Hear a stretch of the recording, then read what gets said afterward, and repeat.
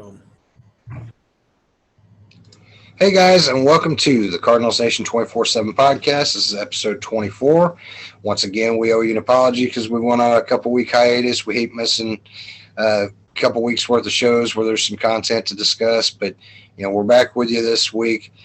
With me tonight, I'm your host Chris Lawless. This is the living legend Larry Cox. How you doing tonight, Larry? All right, Chris, what's going on, buddy? Right now, I'm watching a pretty decent ball game where the Cardinals and the Mets, they're in the game 2 of their series, and the Cardinals have a 1-run lead here in the 8th, so I'm hoping they can hold on to that. As we learned tonight, the Cincinnati Reds have lost, so that puts us square even, with them, and a 3-way tie with the Padres. Hopefully the Padres can lose tonight and do us a favor. So, just over the last couple of weeks, we don't want to go back and, hash out a lot of the stuff that has happened. But a lot of people had given up on the Cardinals and wrote us off. We battled our way back, and whether it's other teams collapsing, we had our collapses too, and we're right here in the mix of things. So, what are your thoughts on it being September, middle of September now, and we are now in the playoff picture? Well, this is typical Cardinal fashion, isn't it, Chris? I mean, lately we kind of get used to this, that we're out. Oh, wait a minute, we're back in. That's kind of the product of Mo so far. I think John Mozeliak, just the way the teams are. The old adage we keep saying is you can't really win a World Series in June, but you can sure in hell lose one. Well, it seems like all of a sudden, last couple of years we make up that ground coming to the end, and it's always that dogfight to the end. And I mean, what else can you really ask from any teams to improve as the season progresses? So. Yeah, that's one thing that, whether it's Facebook and Twitter, any kind of social media, fans, they've got that voice. And, we appreciate that everybody, fans different. I know on Twitter last night, I put out that I've seen several Cardinal fans basically saying that they hope the Cardinals don't make the playoffs this year because it would teach the front office a lesson, basically, of you need to do more. I can't for the life of me get behind that logic because any team that makes the playoffs, you're giving yourself a chance to go further. Now, I do get it that it gives the team a pass if that's a one and done, where we didn't get over the hump. And our team, as well as any other team, can use injuries for an excuse. They can use, just a bad stretch of baseball for an excuse. It happens to every team. But for our own fans, and I'm sure there's fans for other teams out there that do it, but our focus is our crew. To hear that from fans, I don't want our team to make the playoffs. How damn spoiled of a fan base do we have to people out there that actually think that way, that there are teams that don't make the playoffs for 20 years, like Seattle Mariners, and we've got fans that we hope we don't, just to show Mo that, hey, you need to do more. What are your thoughts on the logic behind some of the idiocy behind that? Well, me, you've seen my posts. You know how I go. I don't understand it all. I mean, I was the guy that said all year, let's play the kids, see how it rolls out. I admit to it. I have no issue with that. But it turns out it's not the kids that are picking up the slack. It's the guys like Hap and those guys that have Lester, and those guys have come on. Even the addition of Garcia, those guys are not young guys, and they've come through. But yeah, I kind of see their point of saying, hey, if we don't make the playoffs, it kind of forces the ownership's hand a little bit, management. But the other thing is that we know, gaining Hudson and guys like that next year and bringing them back, some injury guys like Hicks, that kind of puts the back end of the rotation back, or the bullpen back in order where it's supposed to have been last year, this year. So I kind of see both sides of that spectrum as well. I never want to see my team lose, ever. I don't care. I mean, if I'm the guy as a father, I didn't let my kids win a board game. I mean, you win because you win. There's not about maybe I let you win this time, but and like I said, I understand the frustration, but think about it. There's 25-year-olds out there that have never been alive to see a loss for Cardinal season. Or one, they had one, excuse me. Yeah. So, that's it is. It's crazy. And, to think about it too, we've got members of our group that they say this on the regular, that, a team like the Padres, why can't the Cardinals go out and make these moves like the Padres to go all in and bring in, Yu Darvish and, Snell, and have the studs like a Tatis and Machado, and then they're not done at the deadline. They go out and they make moves, to get better. And I look at it like, I'm not going to claim Mo is a god, but he's also not a piece of shit like a lot of them make him out to be either. And when we're sitting with the same record as the Padres, who went out and made all these moves, and the moves that Mo did go out and make, like a Lester, like Hap, like the low hanging fruit of Garcia and Dumpster TJ. diving. Yeah, dumpster diving. These are the guys that are getting us through. I mean, McFarland's pitched well. Garcia's pitched well. Lester and Hap kind of had some rough outings, but they have really solidified, give us innings and a chance to win. That is what we needed. I think, it's short-sighted for many fans that, we'd like to have seen the Cardinals go out and get a Max Scherzer. We'd like to have seen them, go out and maybe get a power bat. But we don't know at the end of the day, and I've had this argument, you have too, we don't know that Mozeliak did not call and say, hey, we want Max Scherzer. And the response is Scherzer doesn't want to come to the Midwest. We don't know that he said, well, what about Turner? And they say, well, okay, give us Carlson and Gorman. Well, obviously you're going to hang the phone up. We don't know what goes on behind closed doors. What we do know is that we don't tend to give up pieces for a big acquisition that may come back to bite us. There are the Arozarena type of things that a player that wasn't doing it here might have a breakout year for another team. But in reality, you have to give a little to get a little. And I think Mo, while at times I think plays it too close to his vest, and he's not much of a risk taker, longevity and consistency wise, he gives us a really good chance to win every year and compete. And, he's doing it again this year. Well, I mean, even like, Randy Arozarena and them guys, the trades like that, you can't take away what he did in October. That's just is what it is. But he's come back to earth, and that's the whole point. The kid that we traded to Cleveland a couple of years ago, the outfielder there, I'm sorry, his name escapes me at the moment. Mercado. Yeah, Mercado. Thank you. And he was, the second coming of Christ at one point, according to our fans. I'm sorry, they sent him to AAA and he barely made it back out of that. And so even like Mr. Voigt, the problem is Goldschmidt, predominant Gold Glove winner, possible MVP candidate, 25 home runs, Mr. Consistency versus a kid that you really don't know about.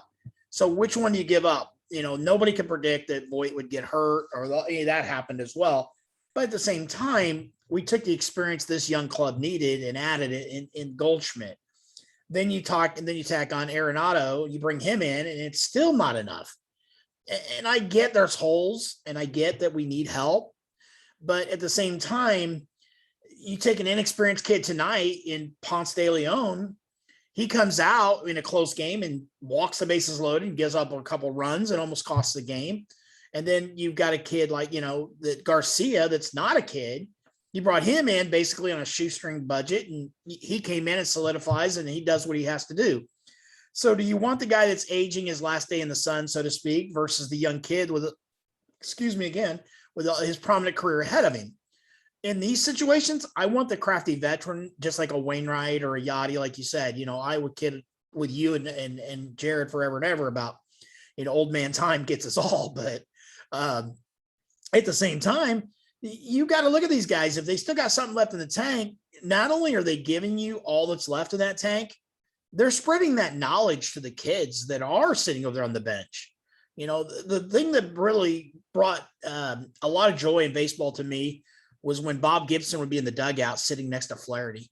You can say whatever you want about baseball as a whole, but it is very romantic, and it does set up a lot of feelings as far as that goes when you see those kind of things that, Bob Gibson in his 70s sitting next to a kid that's in his, 20s, and he's telling him, hey, son, here's what you have to do to win. And now you got Hap and Lester and those guys sharing their wisdom with these kids that are struggling this year. I think it's been nothing but a positive. I mean, I'm sorry, we didn't go out and we didn't give up the farm, like you said, to get a Scherzer or those guys. But you know what? We're in the same position the Dodgers are right now. We get in the playoffs. They're no different than we are. We get past the first game. All bets are off after that. I mean, you sneak in, you never know what could happen. Yeah, and that's the thing, too. I mean, obviously, whether it was the beginning of the season or even the way that it stands now, you hate that it comes down to a one-game wild card as opposed to winning the division. You do hate that, but we're 14 and a half back, from the Brewers. That's just unheard of. They've been playing out of their mind. But again, to have that one game playing, it's still a chance. And, while the series that we just had with the Dodgers wasn't ideal, we ended up splitting with them. So they are a beatable team. It's not, they have talent just out of this world. But on any given night, any team can lose. And, the proof was in the pudding with us winning the last two of that series to end with a split. So while that is a team that I would look forward to facing, chances are that's obviously who you're going to play that one game wild card if the Cardinals happen to make it. Well, I mean, history shows that, they're not insurmountable odds against us or for us or either one. I mean, I remember a young Michael Wacha versus the crafty, geez, why is my Kershaw? name? Thank you. It's been a long day. Kershaw. And we ended up almost pulling the game, and did what he did. That was amazing. And so there's not any one player that's unbeatable on any given day. And to say I would rather lose than make that one game, that's just crazy, man. That just blows my mind. It's like the fascination with this.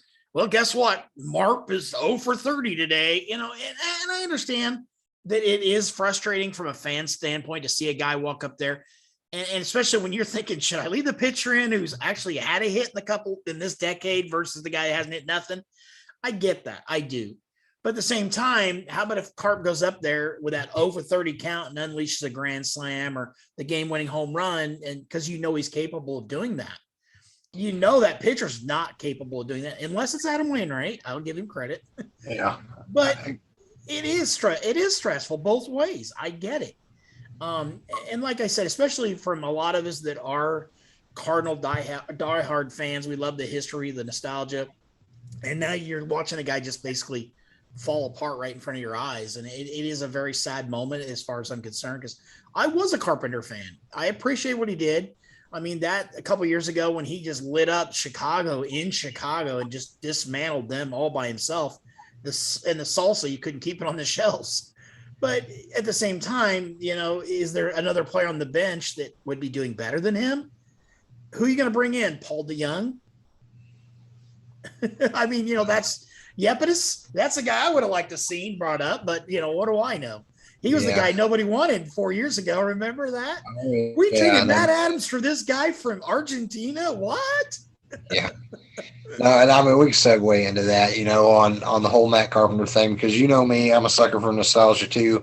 I think yourself, Jared, and me, we all discussed all season long if it made sense to really give him a fair go.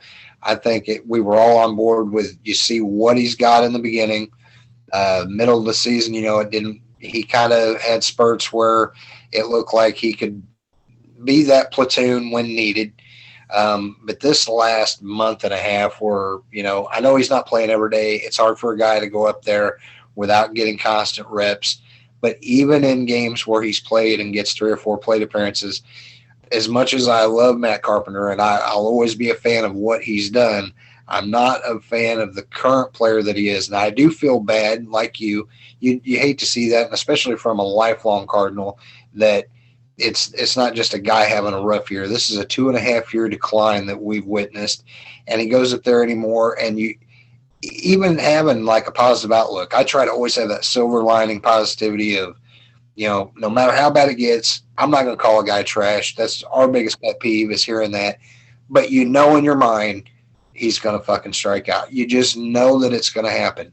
And when that weighs on your mind more than he's giving us a chance to get a hit, I don't care if it's Andrew Kisner. I don't care if it's Sosa or DeYoung. Anybody. He'll give me a relief pitcher with a bat. I'm going to feel more confident at this point than Matt Carpenter, which I guess Carpenter come out earlier today or yesterday and has stated he doesn't want this to be how his career ends. He would like to play again in 2022. Hell no, from the Cardinals standpoint. But as a baseball fan, you hate to see his career in this way. But at the same time, I don't know what team other than maybe the Royals or a bottom feeding team like the Orioles or Diamondbacks give a guy like this a chance, because this is not a one bad year from Carpenter. This is a 2.5-year decline, and he is under the 200 mark. that's not going to get any better anytime soon.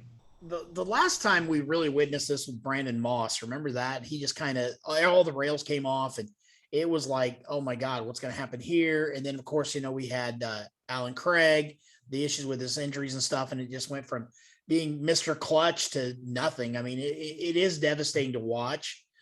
You watch the consummate pro like a Ozzie Smith, and we've talked about that hundreds of times, that, the way he was ushered out by Tony La Russa still to this day kind of gets to me. I don't care for it. I don't care. You lied to the legend guy that's the legend before me. And so, but, you're promising one thing, you're doing something else, but that's neither here nor there. But you watch those guys, you want to see them ride off in the sunset, and you want it to be, the Red Shandy's version. The guy died basically wearing the birds on the bat, at the age of a ripe old age of 90 almost, at least it felt like it. So, but, and that's the thing we want to see from all of our legends as they leave, but this is, I don't know, man, there's mixed emotions big time. Cause I keep thinking maybe he can at least walk into one, somebody hit him something, make it feel good. I don't know, just something, get on base. Maybe it'll start a rally in his mind. I don't know. But to see him just stand there and hold the bat, it's like, dude, either swing or go sit down. You're still looking for balls, and you're like, what the hell, dude? That's the problem, is he is swinging and then going and sitting down, because that's all it is. It's crazy, dude. Half the time, and I joke with our group admin, in our chat, that I'm like, at this point, I mean, obviously I don't pinch hit Carpenter if we're up 20-0, but at the same time, I don't even know why he goes up there with a bat in his hand, because he refuses to lay down any kind of a bunt, to beat the shift. He's not coming close to any kind of contact. I don't know if it's just not seeing the ball or being rusty because he's not getting at bats. I don't know what it is, but the experiment is over. And I know that recently he hit that 10-year MLB mark, that played into some of it. But, right now it's like there is no excuse why you give that guy any kind of chance. And I don't like being that way, but I mean, you just don't do it. And, he's not the only guy that's mentioned wanting to come back, next season. And before I get to Adam Wainwright's announcement, John Lester has mentioned that he would like to return, and whether that be in St. Louis or not, he say he does like the guys in the dugout. They've really made him feel, at home, and he's kind of rediscovered himself a little bit with pitching from, Maddox and Molina, kind of opening them up to a different way of pitching. So I don't know. It would probably be a very team-friendly deal, and not likely that we make that move that, we don't go out and sign like a top-tier arm that I do think this team needs. But with guys like Hudson coming back and Reyes wanting to be a starter, I don't know that it makes a ton of sense, but it is interesting to hear that Lester's mentioned that. Well, the one thing we've learned this year, if nothing else, is that you can never have too much pitching. So if you can pick the guy up for, league minimum or a friendly incentive-laden contract, pretty much like what they got from Waino a couple years ago, or for this season last, why not sign him, take the risks? He gets the invite to spring training. If the wheels come off in spring training, you release him and you're not out nothing. It's not costing you a draft pick. It's not costing you a slot, really. I mean, nobody's going to pick him up unless he's doing well anyway. So, but I mean, I could see him and Hap both, that's the thing. They do bring a little bit of experience. They do add to the bullpen, if nothing else. I mean, Lester as good as anybody else right now we've had for one inning. So what's the difference? And that's kind of what I don't get, why we don't let these pitchers pitch longer. I don't figure, I can't. These young guys, the first sign of trouble, they pull them. Well, the problem is you're setting them up for a failure later, because, if I give up a walk, I'm going to be out of the game anyway, so I don't have to worry about it. Pitch through the trouble, man. Let them learn. And I think we baby these kids way too much lately. Right. And so I don't know. I mean, it's pretty sad when Wainwright at, 104 years old, he's still throwing 8 innings, and the kid that's 14 can't throw beyond the 3rd inning. It's scary.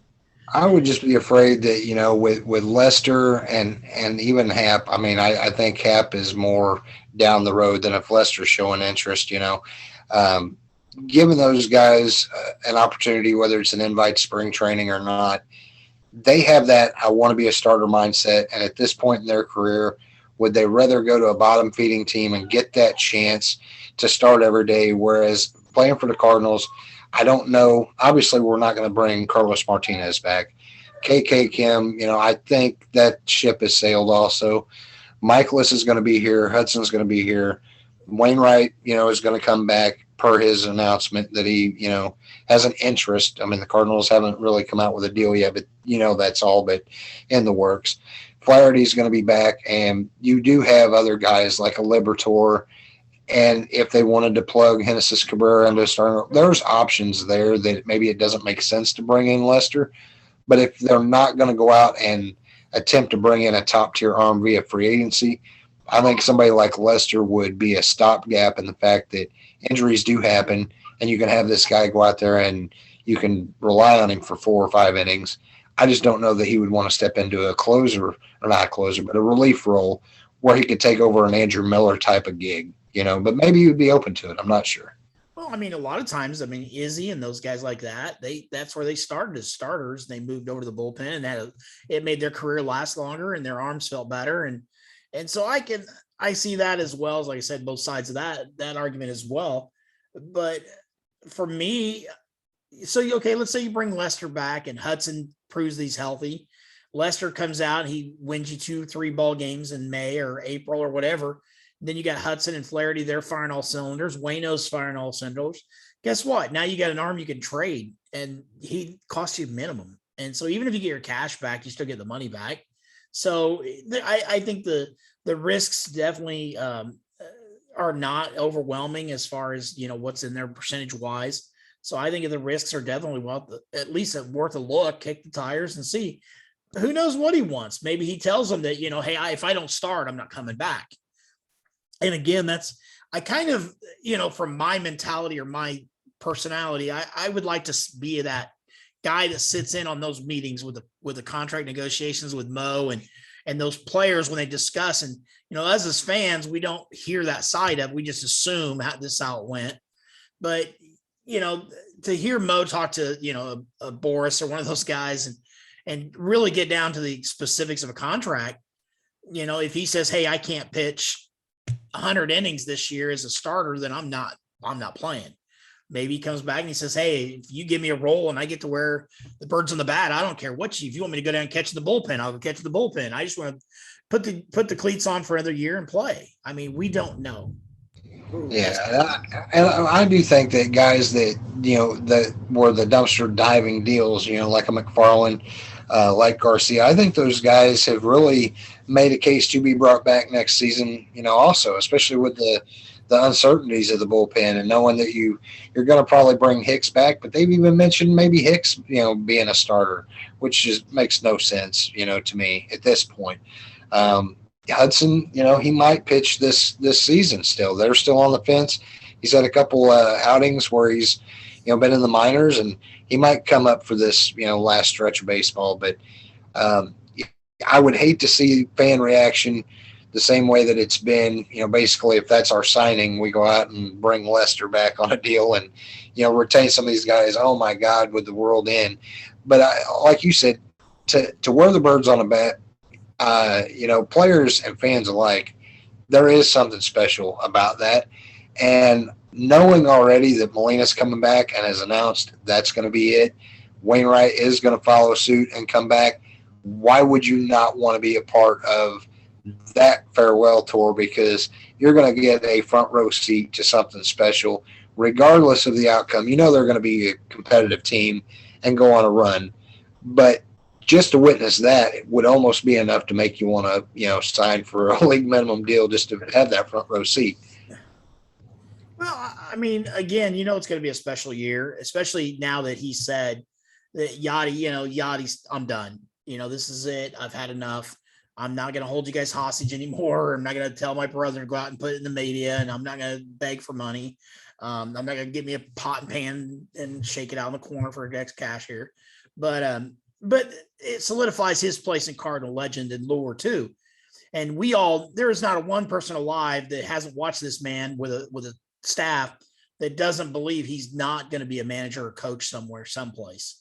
he's going to be in the organization. He's going to be coaching.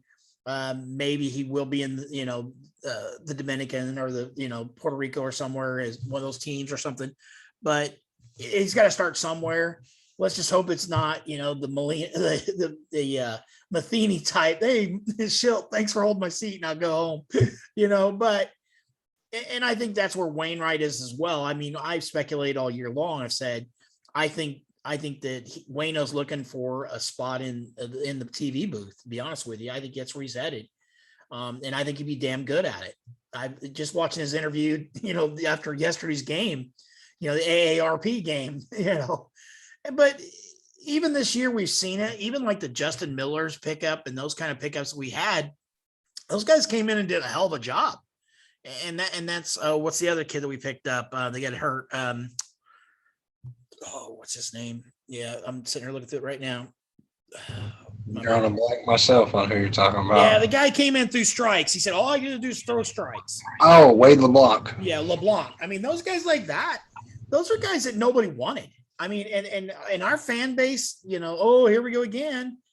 But, like I said, again, sometimes that one extra chance is what a guy needs. I mean, we pick up Michaelis. Think about it. Who wanted Michaelis when we first got him? He ended up being the ace of our staff that year. That's when we had the injury setback from everybody, and he ended up going out and pitched a hell of a season and made the All-Star team. And all we heard about was, Lizard Boy. We heard that all off season, and yeah, he struggled. He's been hurt, but he was a bullpen arm before he came here and was a starter. So we don't know what the future is going to hold. And I think I know everything there is to know about baseball, but I don't know shit compared to John Mozeliak knows on these players. And they know what these guys have for breakfast. So that's what the typical fan forgets. They know their diets off season. Well, speaking of the typical fan, and you just kind of nailed it on the head with that comment of, you don't know shit compared to what Mozeliak knows. We have, 45,000 strong in our Cardinals Nation 24/7 Facebook group. God bless every one of them. Yeah, God bless every one of them to have to deal with it. But, the other day I read a comment that probably out of everything that I've ever read, it really was a head scratcher. You got people that they would complain if the bat boy for the Cardinals batted, was a lefty. You just have people that's what they want to do is bitch and complain. But this guy on one of the many posts where we hear, won't Jimmy Ballgame shut up? We don't want to hear him, commentating, which blows my mind. First and foremost, that's what they get paid to do is talk. The easiest thing to do with the TV, sorry to interrupt, is that little button right there. Mute button. Yeah. It is unreal. But we get that 20 times a game is, why doesn't Brad shut up? Why doesn't Jimmy shut up? And I'm just like, I want to be one of these smartasses that do comment, well, if you'd listen to him, maybe you would fucking learn something. But I don't. I take the high road. And this guy leave that for me. You leave that for me, my smartass. I'll let you be the asshole. But, this guy makes the comment that he has forgotten more baseball than Jim Edmonds knows. And I am just like, I'm so taken back by it where I'm like, you're not trolling. This isn't a trolling account. You really fucking believe this. And there are people out there like that. And I'm just sitting there like, I can't imagine. I'm a diehard Cardinal fan, never miss a game. There's plenty of shit I can bitch about every day. But as much as baseball is life for me, I don't live and die by every word that gets said by a fan, by a player, by an announcer. I just enjoy what I can. I hope for a good outcome, but I'm rah-rah, I'm one of those types. But when I see shit like that, I'm like, who thinks like that? I guess the same people that, think, hey, this team shouldn't make the playoffs because it's going to teach somebody a lesson. Like, those kind of mindsets are out there, and it is scary that we share air with those types of fans. And they multiply, dude. That's a scary part, man. They have offspring somewhere. Our favorite poster that's kind of disappeared for a while showed up today to respond to one of my comments, and he simply said, Matt Carpenter is a piece of shit. And I just about lost it. I was like, are you kidding me? Seriously? And then we had the, hey, this is what we get for allowing those people in our group. I'm going to take the blame for it. I mean, because I do think, and I've said this all along, this is why the the group has grown to the amount that it is we tend to let there be a lot of freedom of being able to express your fandom because we all don't fan, the same. There is the casual fan. There is the, really intelligent ones that they follow every stat there is, they deep dive into that. So they come from all walks of life and all kinds of different, levels of baseball knowledge. So I don't feel like we should cap that, as long as it doesn't get, too out of hand with, like you said, the ones calling people pieces of shit and trash. There isn't room for that, in my opinion, because those guys aren't going out there trying to suck, no matter how bad. I used to say this about Brett Cecil, because he just got lit up constantly. At the end of the day, do you think Brett Cecil went to bed smiling after, he knew he'd give it all he had. He didn't have it. He'd have surgery on his arm. His nerves, he couldn't feel anything in his hand. It's like, we don't know as fans, like, those players take a lot of that to heart. They do get paid a lot of money to deal with the criticisms along with the cheers. But at the end of the day, they are human beings. And it ain't my place to say, hey, this guy is, effing garbage. No, he's out there earning a paycheck, which is a lot more than I'll ever see. But he's damn good, or was damn good enough to be where he is, to be one of the best players in a sport. Where I'm sitting here about Adam Wainwright, Molina's age, and I'm looking at those guys like they ought to be 10 years older than me. And I know it hurts like hell if I sleep wrong on a pillow. And these guys are going out there catching every game or throwing every fifth game. So, you won't ever hear me call anybody garbage or trash. And it's a shame that so many of our Cardinal fans do go that route. The thing is after a while you start watching it. And by the way, Javier Baez, you suck. Oh, anyhow. He just hit a home run to tie the game. You look at it and you go, what are you people fans of? You hate DeWallet. You hate Bozo Mozo the clown. You hate Bader. You hate Carp. You hate this. You hate Arenado. We bench him. Hell with it. He sucks. I'm sorry. The guy just hit 30 home runs. He's leading all third basemen in RBI, but you go with what makes you feel better.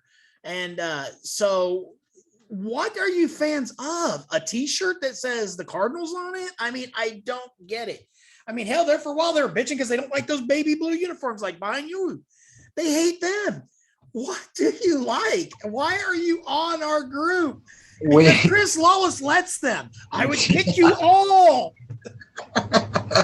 We've talked about that, where they bitch about Ballpark Village, and it's like, would you rather it look like a ghetto outside of Busch Stadium? They bitch because we're a competitive team that doesn't lose and have a rebuild year where we can get draft picks. I'm like, where is the logic in that? Or it's not like the you NBA said, or the NFL. I'm sorry. Yeah, but I mean, like you said, it starts with DeWitt. He's cheap, and it's like, look at some of the contracts we have, even the bad ones. Of the Carp extension or Fowler. Okay, guess what? That costs money. He paid for it. Other teams make moves too like that. Then Mozeliak, which I get it. He's very mundane when he speaks. He's not very excitable. I get that. But baseball minds, it's like, look at all these other teams that we are consistently better than. Yes, could he do a better job? I'm sure he could. But how many of those other guys? The same way with like Molina and could we bring in a better catcher? There's only a handful of better catchers currently in the game, and all of them are locked in where they're going to be. Same with like a general manager or a president of baseball operations. We get rid of Mo, he's getting a job offer tomorrow by somebody. Right. I mean, that's just the way it is. And that, because what people forget is that John Mozeliak was John Mozeliak before there was Jeff Lunel, and he was winning before Jeff got there. And then they want to attribute all the success to what Jeff did. Well, that's not necessarily true, because pretty much they kind of designed that system together. And then when he went to Houston, how many number one picks did they have in Houston that failed? I mean, Apple was the one I know, the biggest one off the top of my head. And there's a local kid here. He was the number one pick. AJ Reed, he was the number one pick. He's coaching a wood bat league in Terre Haute, Indiana right now. And I rooted for the kid to be successful. But, we don't see those because of they're not Cardinals. We don't see it. Then on top of that, they're the biggest disgrace to ever win the World Series outside the Black Sox from, the 1930s or 1919. Yeah, 1919. And so, that's the thing. Why are you, the mentality, this is kind of why I've refrained from posting for so long at so many times, because I do get irritated just like I do here. I start screaming and hollering and acting like a fool. But you get your opinion, I get it. But why is your opinion so stupid? That's the part I don't get. And I know I'm going to get shellacked on this video, and I don't care. You know me. I got broad shoulders and don't give a shit. But at the same time, if you want to talk baseball, I hate this, Kurt. I'm going to give you some kudos, dude. I loved it when we had guys that knew baseball and we enjoyed the discussion. I think we have better discussion on baseball wise with Duffy and Zach and Boyd and Matt and Jared and I and you in our group, because we can disagree to disagree. I mean, and it's not a hateful thing. There's no names. All right. We call Duffy names, but usually he's not around. We do it. So, and he won't watch this anyway. But so, that's the thing, that be civil. I mean, that's the biggest thing. And yes, I do post things that I'm uncivil at, but it's usually because, like I said, when you're calling at Nolan Arenado I'm sorry, he's not what we thought we were going to get. You're an idiot. Don't post ever again, please. Your right to post your opinion just went out the window. And the other thing that drives me crazy is there is no freedom of posting. You don't have a First Amendment right on Facebook. We decide what we allow. If it gets too crazy, even Chris Lawless will kick you. Fan hammer, yeah, it does happen, and we try not to go that route, because again, we want people to express themselves. But when people are so negative, where it takes away from the enjoyment of the group, and granted, if we banned everybody that did that, there would probably only be about 30 of us left in the group. Yeah, I know you want to go backwards, but I get what you're saying, and I agree to a point where it is like, it's not just our group. It's every group of every fan. It's social media in general, that I can't imagine what, if there was a Facebook or a Twitter back in the, in the losing days for the Cardinals, if fans would have been blowing their minds then, I mean, we're sitting here at least having winning seasons, and we're bitching about it. I can't imagine going through and being, some of the ugly teams of the 90s, and, listen to what the Cardinal fans would have to say about that. But it's everywhere, and it's everything from politics to religion to all kinds of shit. It's just keyboard warriors that they would not say this shit to you or to a player or a, whoever, a celebrity. They wouldn't say these things to their face, or they'd get their teeth knocked out.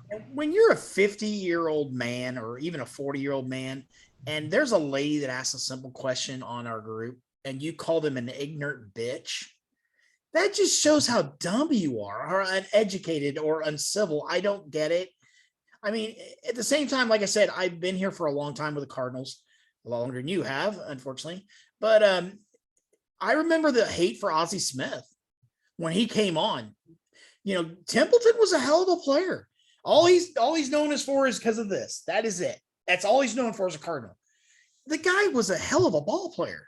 He lost his cool. He blew up. And Whitey said, "You're gone. I don't tolerate this. This is not Whitey baseball. This is not what we're going to do." They went and got this guy that played amazing defense, couldn't hit his weight. And everybody said, he's a punch and Judy hitter, if that at best. And they wanted to move him from switch hitting to batting only right-handed and all this. They would have laughed him out. I mean, he wouldn't have survived, but yet every night we're criticizing Bader because he doesn't hit. But how many runs does that guy's glove save a night? I mean, I know one tonight on the wall. He ran that damn thing down like it was nothing and it was, Lindor's hit. And then like Yachty, people forget Yachty didn't hit his first two seasons. Well, first season he didn't hit. And at the time, I remember listening to a former catcher, a Major League Baseball catcher, on This Week in Baseball. And he said, right now, the whole world is revolving around a left-handed catcher that can hit 200 because the defense makes up the difference. And that was the biggest thing at the time. It was like, you know what? You really don't have to hit 300 to survive in Major League Baseball at that point. And now it's, of course, we're going the other way. It's now all about the bat. We don't care about the defense anymore. But yet our group's the first one's going to rip a guy if he makes an error. I don't get it. I will go to my grave and I will say there's only been one perfect man on this whole planet. And they nailed his ass to a cross. And guess what? Ain't none of you can walk on water. That's true. And you bring up Bader, and I put out a thing earlier. I don't have all the stats in front of me. We kind of wing this show on just, opinion. And, if we've got some facts, we dig it up online. But, Bader is leading in like 5 defensive categories, first in the National League. He's pretty well solidified himself as a Gold Glover this year. I think he's a shoo-in, for that. And we've said, too, he did come back from injury and was hitting 270 for a while, and he's came down since then. We can afford to have a guy hitting 230 with elite defense as long as guys around him are hitting.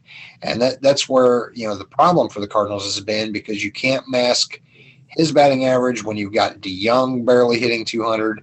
Carlson and Edman have done, I think, pretty well what's been expected of them. I think at times better than, but at times they've taken their bumps too. Same with Tyler O'Neill. I think he's showed the raw power that he has. His defense from being a Gold Glover last season hasn't really been a letdown this year.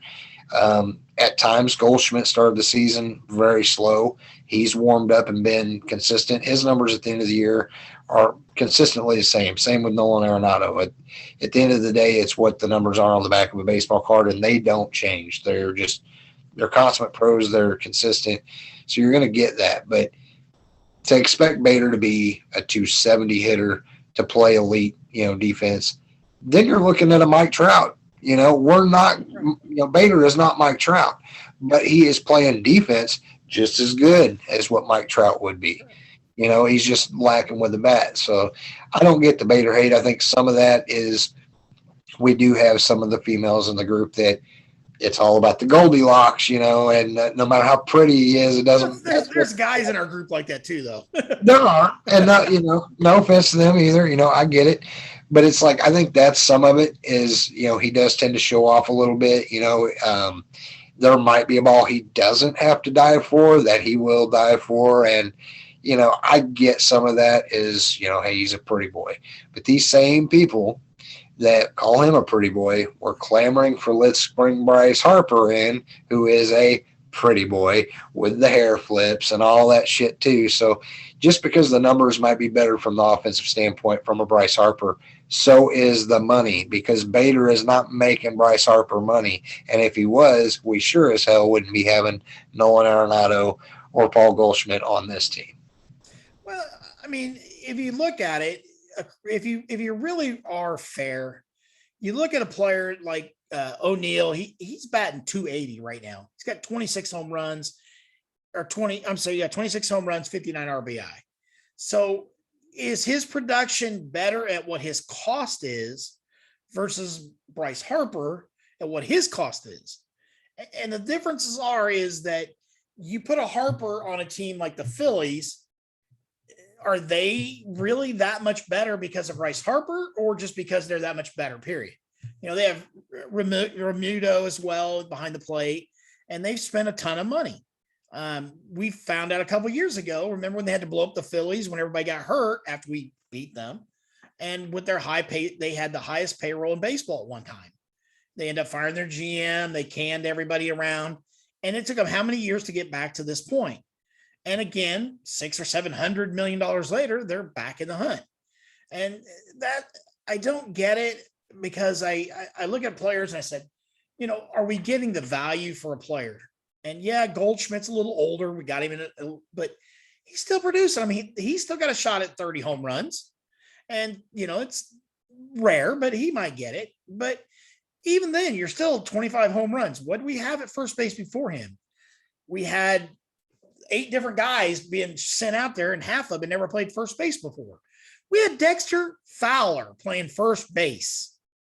The guy can't reach and catch an outfield fly above his head, and so to this extent, that's the frustrating thing from my side of the coin, I guess. And I've seen some really, really bad teams on the Cardinals But I also know that just think in the same time span, we've only had one losing season. Seattle Mariners have not had a playoff win. That's why I'm thankful for Mozeliak and I'm thankful for DeWitt. I don't get the Grish coffee boy comments. I don't understand those. If you don't know baseball in 2021, you're not going to know it today or tomorrow. They just simply move the titles and the job duties. He does the day-to-day. He's the one that looks at the minor league guys. He's the one, hey, oh, yeah, we need to move this guy. We need to do that. He doesn't make the big trades. He's not the guy out the camera and all that. That's why DeWitt pays Mozeliak. Grish's job is just to do what Grish is told to do. He's no different than the lady down the corner that, hey, go get this paper typed up and send it over to such and such because that's your job. And I don't get the hate on Grish. I mean, what's the guy ever done to anybody? But you'd act like the guy's the second coming of Hitler or the devil or something, the way they act. It's crazy. I think some of that is like the other day, prime example, I was watching MLB Network and they interviewed Gersh. And, Tina walks in and she's like, who is this guy? And I said, well, I mean, she knows who he is, but she's like, oh, so you're coming out of hiding. And I'm like, there are GMs from other teams that are more the face of their team. Mo, when he took the job of president of baseball operations and left the GM spot, people still don't differentiate those roles. And because I think he's always been the one to address a lot of these things, I think that's what he continues to do. And Gersh, I'm not going to say he's the coffee boy, but I think when some people say that, isn't really a what does he do. I don't think they know what he does because he's just a ghost. When it comes to, media, you don't hear from him. So they don't want to do their homework to figure out what is it that he does do.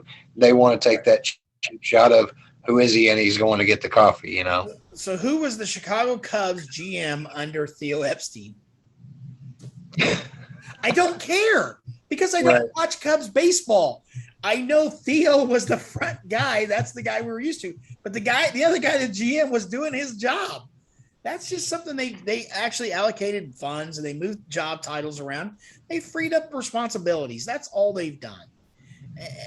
And it's not my money. I don't care if you call him the assistant. He's still getting millions of dollars. I don't care. Well, that's like, when somebody made a comment the other day about the guy that is his last name's Elkins and he is our, base scoring, coach or whatever. And it's like, what the fuck kind of gig is this? We've had a hitting coach, a pitching coach, and a bench coach, a run producing coach. What the hell is his gig? Get out of here with that shit.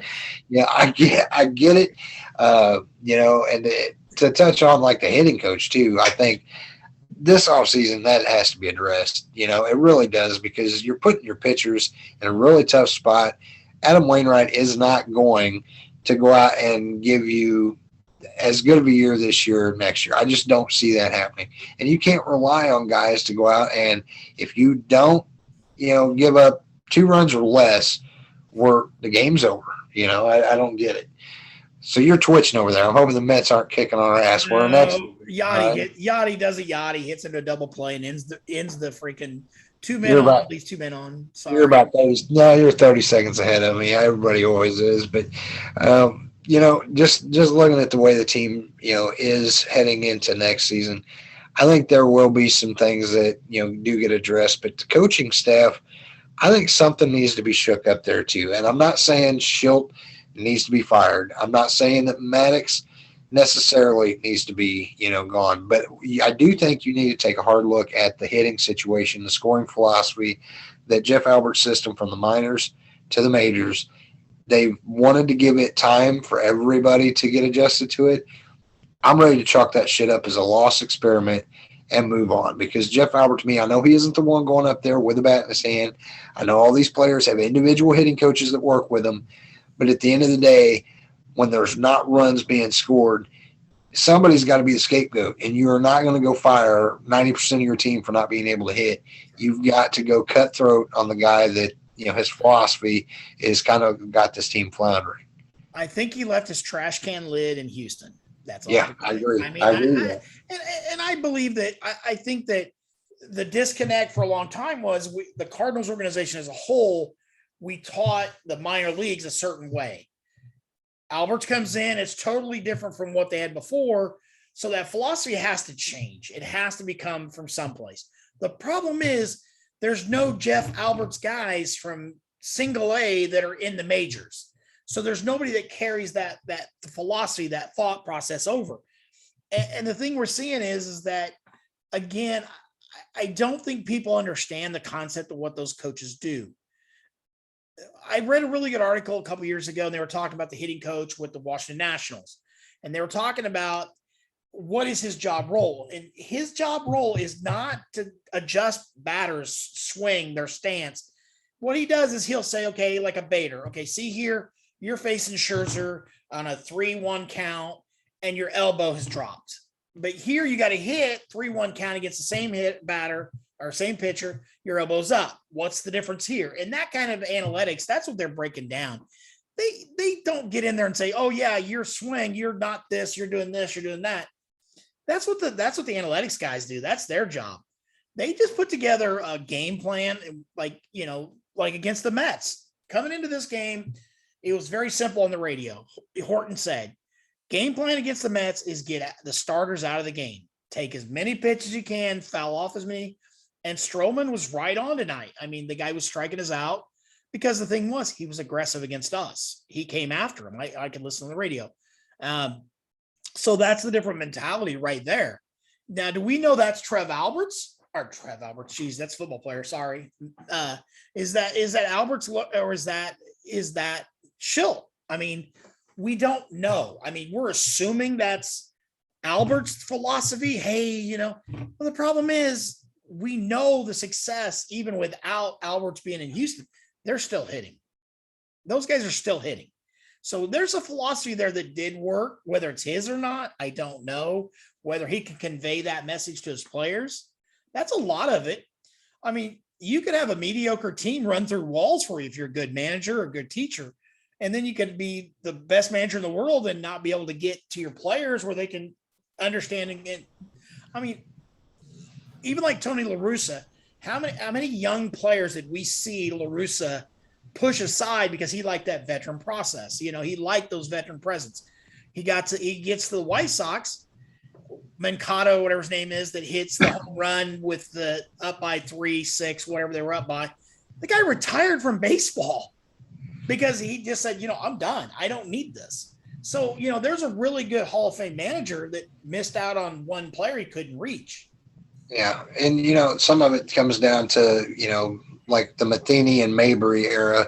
We were hitting a little bit, under Mabry, but we had our streaks where we weren't to. I think he reached certain players and some players that, might have been turned off by his method. I can only go off of what we see and kind of, like you said, we're not there. We don't really know. But when you have heard, Lane Thomas has mentioned it, Colton Wong has mentioned it, that their philosophy in St. Louis was not designed for them to succeed any further than what they were doing because of the approach of, we're taking pitches. And, Wong basically come out in an interview and, said, hey, I got to a point where I was succeeding better going against the grain of the Cardinal way because I didn't want to sit there and continually take good pitches that I was putting myself behind in the count, and I was struggling because of it. Now, if I see a good pitch, I'm swinging on it instead of sitting there like I'm going to work the count, because I do think there was a time and place for working the count. But I think this is my thought process. I think this is what ruined Matt Carpenter, because the taking pitches, he got so comfortable that, for a long time I said the guy would rather walk than get a hit. And I get it that you want to work that, pitcher's pitch count up, but do that against a Max Scherzer or somebody that has the finesse you want to get those guys out of the game, quick. When Schilt addresses these pitchers that we, lose against, and he's like, we faced tough pitching tonight. No shit. You're in the major leagues. Every pitcher you face is going to be a pretty damn good pitcher. You can't work the count on every one of these guys because you are missing the point of see the ball, hit the ball. I mean, that still has to be at the core somewhere. And I don't think in Jeff Albert's system, see the ball, hit the ball is any kind of a top priority. Well, I mean, but we go back to Wong. Hell, Wong did hit crap until 2 years ago. Hell, we moved him any place we could hide him because he was so bad. I mean, the guy got picked off the World Series. Okay, let's stop right there. I know anyway. But, I mean, we moved him to center field at one point. We're moving him over the field playing games with him because the only guy that I know that swung for a grand slam with nobody on base. So, but to this point, I think that's what he meant was like, he finally was coming into his own because he was like, I'm going against that. I'm going to start. But Alberts wasn't there then. So this is new. So he's again, you got to remember Wong left because they didn't offer him the contract. So he's got a butthurt feeling. So I don't take that with a grain of salt. Now, what I think our best hitting coach we've had, honestly, was Big Mac. I think Big Mac attacked the zone. He taught the kids, look for a zone and hit it. And then remember when Skip Schumacher took off after 1 year working with him in the offseason. And I think those guys like that, they're rare anymore. And I think it has become this, I'm sorry, no offense to anybody out there, Ben, sorry. The geeks of the world have freaking taken over the sport. It is no longer an aggressive sport. It's real simple. The old adage is, how did you do so? I just hit them where they ain't. And we don't do that anymore. Even like Matt Carpenter, like we said, and I understood the not bunting all the time at first. I did.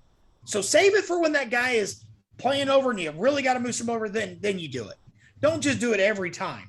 Now it's, hey, Matt, stick your head in the way and maybe it'll hit you and we'll get a base walk out of it, But again, the baseball game itself as a whole has changed.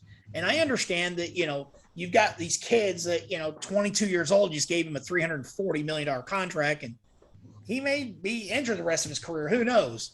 But again, there has to be that historical value to it, the approach to the logic. But as a whole, as society has gone, I mean, look at the society as a whole. We have no common sense right now as a whole.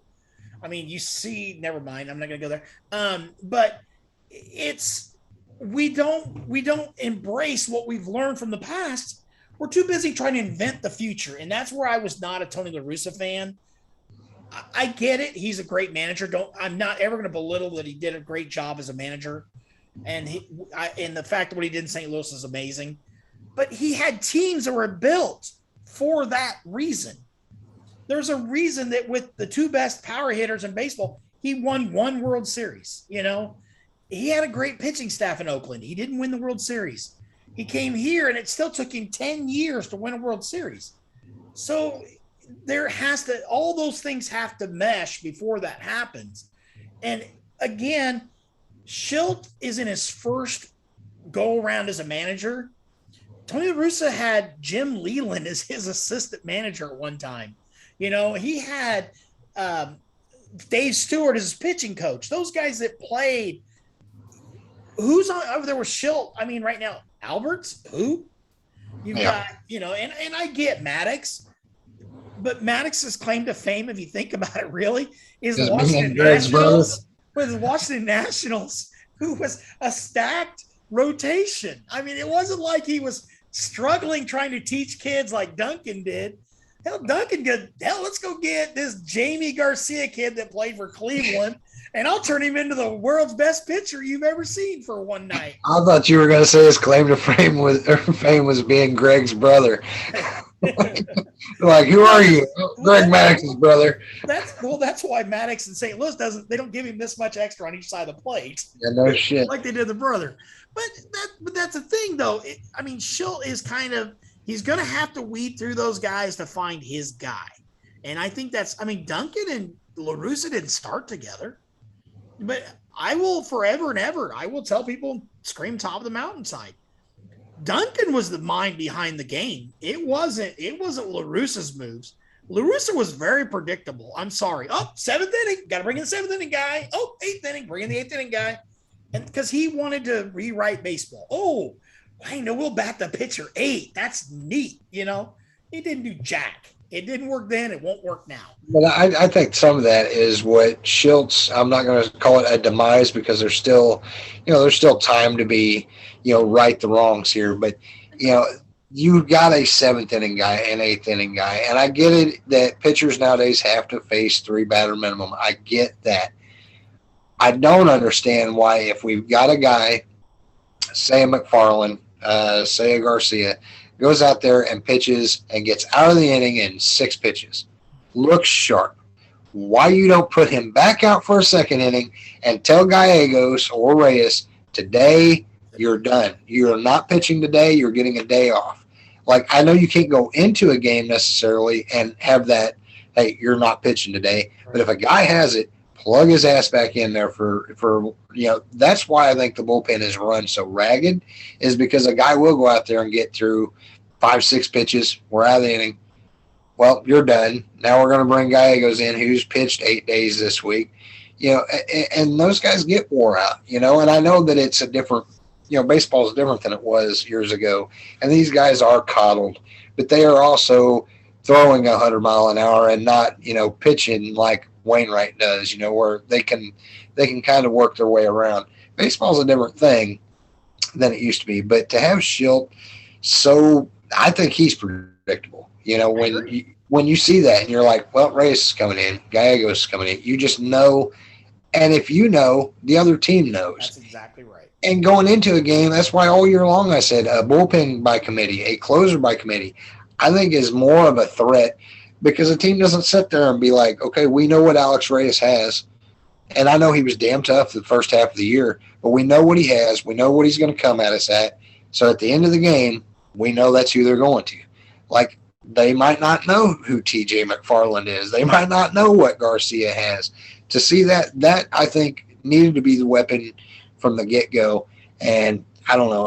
That's why they get paid the big bucks, and we get set here on a podcast, don't get paid shit, and get to vent about it. Well, I mean, go back to the whole Matheny firing. We went to Schilt. Why? Oh, because he embraced analytics. He embraced the new baseball. Problem is, he's doing the exact same things. You got 3 pitchers, and you just keep repeating those same 3 pitchers. That's exactly what I did listen to the game yesterday was when I was sitting there in the bar yesterday. I was watching the game, and they said, the good thing is that at least now he has extra guys he can go to. The Garcias, he has McFarland. He's not running the same 3 guys out there, Genesis Cabrera and those guys every night. But here we are, game 2 and he's already sent Reyes out. Now Reyes got through the inning, scary as hell, just watching. But it's still, you can't do that. For one thing, you're sending a kid like Reyes out there to win, to fail or succeed. So today he has his success sitting. Let him enjoy the success tomorrow night. Don't put him right back into it where then he has a failure, because next time, guess what? He'll probably fail again. And that's what happened, I think, when that whole blow and save thing. I think that mentality for a long time in baseball was put him back on the horse, get him back out in front of there. Right now, I don't think that's the mentality of baseball anymore. I think it is bring him back in, give him a break, and then stick him out there. Because he's been a starter his whole career. You live and die as a starter. You feel like you failed your team. And as much as our fans give us hell, no, you really think Matt Carpenter reads this? We don't know. Maybe he's a member of maybe he is in our group. We don't know. He could be in there as John Doe. I mean, well, we had Nagowski's sister, mom. Yeah. She was in. Oh yeah, I forgot about that. His mom. Oh yeah, she left the group too after he got traded. Yeah, and then we had some of Voigt's family was in. Yeah, we had several of them that but just because their last name was what was the reliever that we what was his name? That blew up, the closer. We signed for 1 season and he left $9 million. Holland. Huh? Holland. Yeah, his sister was in for a while. Yeah, and she even admitted to being his sister, and her name wasn't Holland. So you don't know. Those guys do. I mean, I know a group that brags about they have a lot of players in their group that just use fake names. We don't know. And I'm not saying if they are in the group, baby them. I'm not saying that either. But sometimes when people talk, listen to what they're talking about. Maybe you might learn something. And even like us, I mean, we're not experts. We never claim to be. Chris Lawless' opinion and Larry Cox's opinion, and well, sometimes we let Jared have one, is just our opinion. It's what we observe in the game. Our proclamation for the love of the game or the different nuances we watch. I mean, for the last 3 years, I've been picking on Yachty and the fact that he's gotten older. He doesn't move so well. And you guys have all, hey, he's a legend. You got to let this go. And I get it. I get both sides of that. And that's the thing that makes it great about us, you and I, as friends that we've become brothers, is that we can have different opinions and not insult each other. I think your beard looks stupid as hell, but hey, it's you, man, let it go. No, I'm just kidding. Yeah. But that's just it. I mean, I have faced a major league pitcher. I have been there. And the guy was way past his prime, but I stood in the batter's box. He threw 90 and I was scared to hell. I was going to get hit in the head. I was 18 years old. But, that's the thing. We don't know until you're standing in that batter's box. What always comes to my mind is John Kruk, the World Series against Randy Johnson, or on the All-Star game against Randy Johnson. And he batted left-handed with his helmet back, or right-handed with his helmet backwards because he didn't want to stand there left-handed. And that was the thing that our fans don't understand. When you're standing in that batter's box and Hicks comes at 104, that's a whole different world out there than what you're sitting there behind your couch going, damn, Jimmy won't shut up. Why is Jimmy still talking? Oh, yeah, because he gets paid $1 million a year to tell you about baseball. And I'll tell you what, Jimmy wouldn't make a bad hitting coach either, and I don't think that's really, I don't think that's something that he's going to end up doing. But I enjoy takes where it's him and Brad on there with Danny Mac. I also like Ankiel doesn't talk as much, but I like having Ankiel's opinions too. I think we've got a pretty good broadcast team, even as far down as, Ricky Horton and Al Hrabosky. I like hearing everybody's opinion. I think everybody's got good baseball insight, and they're all a little bit different. Ricky Horton's like the Bible thumping Mister. Wouldn't say a crossword about nobody. Danny Mac kind of, he'll fly off the cuff sometimes, but he's very, savvy. Edmonds, and it's just a good mix is what we've got. I think we're blessed as fans to get to hear them 162 games. My biggest downside with Edmund is, and I'm an Edmund fan. I bought Edmund jersey. I had a bruise on my shoulder where he hit me with a baseball, and I felt like the umpire last night. But there's no way in hell he sees the center fielder moving in the middle, some guy bringing a 100-mile-an-hour pitch down the middle, and he's still hitting it. I'm sorry. And to tell me you can see the guy flashing his left hand to give signals when you're in a play. I'm sorry, Jimmy. I've seen you flail from the left side of the plate and miss completely. He was a guess hitter. I do not want him as a batting coach. He would be no more better than Alberts. No, but he talks a hell of a game, and I love Jimmy ball game. I think he's one of the best center fielders to ever play the game. I mean, nobody played as short in center field as he did and still covered the ground. Well, he got robbed on the Hall of Fame voting too to fall off the ballot that quick. I think he does end up getting in, kind of like a Larry Walker did. We'll kind of segue to that as we get ready to wrap up the show. Is last week you got to see Simba and you got to see Larry Walker, two former Cardinals. Even though Walker goes in as a Rocky, which rightfully so. I mean, that was his best years there. But that was so awesome to not only see those guys inducted, but to hear their speeches. They got inducted along with Derek Jeter, and it was to hear all of their speeches. As a baseball fan, you just love it. And to see somebody like a Simba finally get it, that was it was icing on the cake. Ted Simmons was my favorite player at one point. I talked to the man, and we were up in Chicago at the Midwest Sports Collectibles. We were up there, and they were doing autographs, and I had him autograph a bat for me. And so there was like no line for the guy. I mean, I literally walked up, Mr. Simmons, can you sign this? Oh yeah, I'd be glad, blah, blah, blah. It cost me $100, but still. But the thing was, there was nobody in line because nobody knew who the guy was. That shows you the mentality of today's baseball. Then when I said, I was heartbroken when they traded you. He goes, yeah, I should have been me. I said, what? It never dawned on me from his perspective. As a fan, I hated to see me go to Milwaukee. I hate Milwaukee.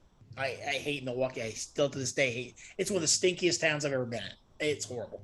Anyway, my sister lived there. That's how I know. But anyhow, um, and he goes, yeah, I got traded from a team that was my teammates forever. He said me and Whitey kind of clashed a little bit. He didn't like the way I did things, but the guy was Yachty with a bat at that point. I mean, the guy was that good. And when he went to Milwaukee, we brought in Porter. I liked Porter. I thought he looked like the nerd with the glasses and the tape around the glass and all that, but he was a great player as well. But when I had that conversation with Ted Simmons, I'm like, that day, man, my heart broke. He said, should have been on my, he said, then we play them in the World Series and they win, they beat me. He said, you're just devastated. He goes, you had it easy, kid. And, and I'm like, I'm 50 years old. This dude's a kid, I'm like, and then it was kind of funny because they were looking for him a ride to the airport to get to O'Hara. And I said, I'll take him. He goes, no. Oh, man. But, well, hey, we're winning 5-4. Yeah, I did look over and see it's the top of the 11th. Cardinals are winning 5-4. Hopefully we can hang on and win this game. By the time this episode comes out tomorrow, hopefully we can say that we're in a lot better position than we were. But, yeah, I mean, on that note, we kind of talked about the way the team is set up in the season and, to be in the position that we're in, and we do this every episode of where do we predict this team from the way that things are right now. I've said from the beginning, if we're in it, we have that chance. Am I confident this team has a deep run in them? I'm not that confident because it seems like we can't put together a lengthy win streak. I mean, it doesn't matter if it was against Detroit or Pittsburgh. We can't. I have 4, but to win, consecutive, like the Yankees had a hell of a streak, where they went cold, the last few games. But the Yankees went on a streak. The Braves went on a streak. It's like the Cardinals 6-4 out of their last 10 or 7-3. They never go on that, give me a 9-1 run, or an 8-2 run. They don't put together that many wins. And at this point in the season, hopefully we're getting hot at the right time. And you're playing teams that you've got to beat to get in. Now, you needed to beat teams like Pittsburgh and Detroit. I get that. But other teams are faltering too. And while some of the fans in our group like to say, well, the only reason we're in the shape that we're in is other teams are collapsing. Well, that happens with all teams. If we didn't have our collapses early on, if we would have swept Pittsburgh, we'd be a couple games, in right now. So, like, it's all happens in a 162 game season. The way I see it playing out is I think we do have that chance. I mean, the Phillies have a light schedule and the Reds have a light schedule, and those are the two teams right on the cusp. The Padres, they've got their hands full with the Giants and Dodgers in their division with some games coming up too. They do have the talent that I would be most scared of, but they have not been playing good baseball. Even their good pitchers like Darvish has been getting rocked every game, can't get a win. Same with Snell, who kind of come up limp last time. If the Cardinals can do what they're doing, chipping away, and then you've got Flaherty, who might come back into a relief role, Hudson, who might be able to, give you some innings, coming up. This team might get hot at the right time and get healthy at the right time and be able to go into a one-game playoff for the Dodgers and pull off a win. Now, whether they go deep or not after that remains to be seen. We don't know if we'll even make the playoffs. But I think this team has what it takes to do what everybody says they can't, and that's get in the playoffs and pull off some sort of Cardinal voodoo magic. What say you? Well, like I said, right now you could be the Padres and you could say, I've got $700 million spent on infield, and I'm looking at the Cardinals who are tied with me right now. So that's the thing. I mean, could you imagine Magic Johnson right now? What do you mean I spent all this money and San Francisco's beating me with basically a Rule 5 draft pick team, so that's the thing. So again, it doesn't matter where you start, I guess, at this point now I guess the discussion is that the playoffs next year is going to expand again. So it is about the mighty dollar. These guys want to get paid. So the other thing is that I'm sorry, but Andrew scored 2. Thank you, Andrew. Condenser. Oh, I'm sorry. Maybe he should have started. Oh, anyway, but I'm really looking forward to this weekend. I'm going to be in St. Louis Saturday. I will get to see Waino pitch, and I will get to see him get 2,000 strikeout. Awesome. That's good stuff. I'm kind of excited about that because I have been an Adam Wainwright fan for all of his career. The fact that I will get to see Tatis play, that's a little different too. I haven't seen him play in person. As a former member of our group at one time, the Rule 5 Padres, the despised and hated Rule 5 Padres, I would like to hear one of those comments now. But again, my grandfather used to always say, every dog has its day. And some just have bigger fleas. So, and let's be the flea on those big dogs' backs coming up this offseason or this playoff run. Let's make it count.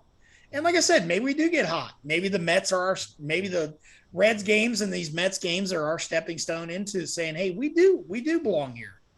So yeah, I never bet against the Cardinal. I don't care. No, I wouldn't bet against them either. Although I always joke and say, I don't bet on anything I don't have control over. And I'm not Pete Rose either. But don't bet on that. Yeah, no bet on that. But that's the thing about the Cardinals too is they are a team that it's so weird that they have the legacy that they have as a winning franchise, but yet we always go into it almost like the underdog. When we go up against when the Giants had their dynasty and the Dodgers and the Cardinals are always that rocky, trying to take off the big, like you said, the flea on the dog. But to be one of the most storied franchises and to always be in that underdog role, we embrace that. We like to be that sleeper, pick. And, I think teams, when they face the Cardinals, they want to win. But I think, like the Dodgers, they're expected to. When you've got that much money tied up, and they did win their World Series last year in a shortened season. I will say that continuously, that they have spent so much money over the years with so much talent over the years and hadn't won a World Series since 1988, except for last year during a shortened season.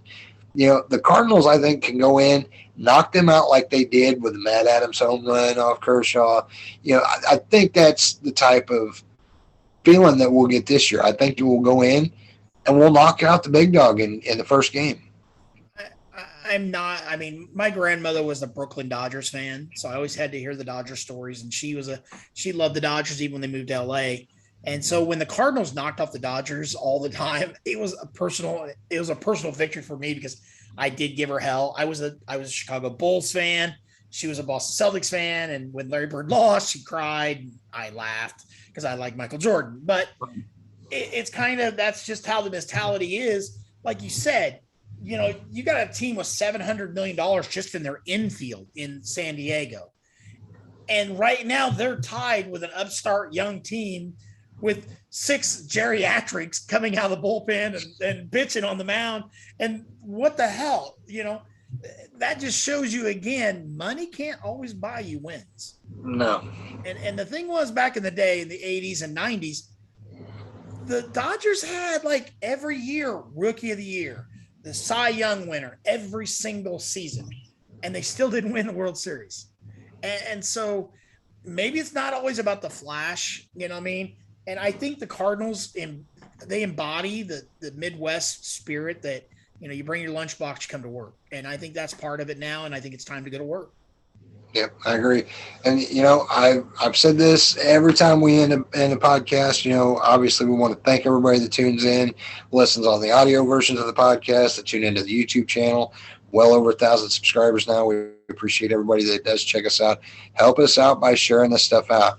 If you made it this far into the show, we appreciate that you give all of it a listen. I'm sure only half of them.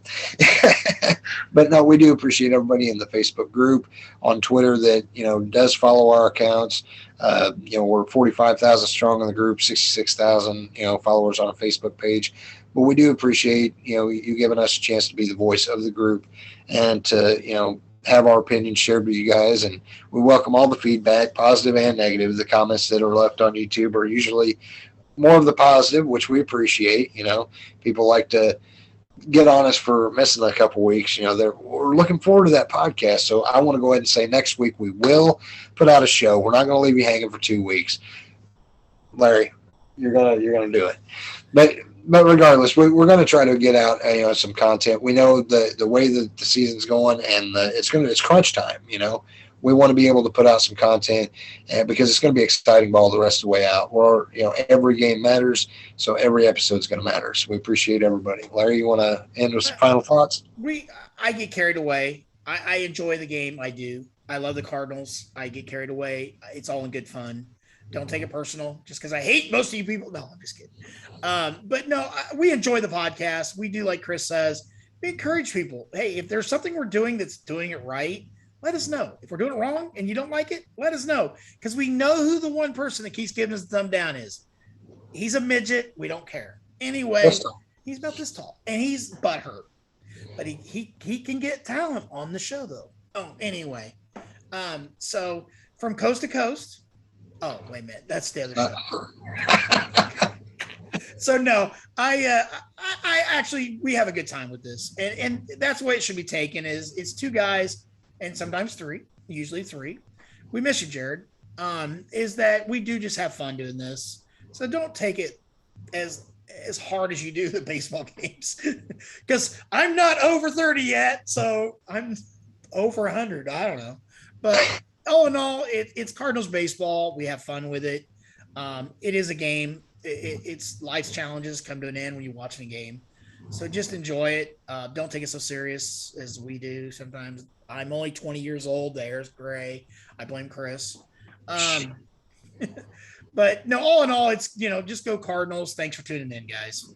Yep. Appreciate everybody tuning in, and we'll come at you next week. Go Cards.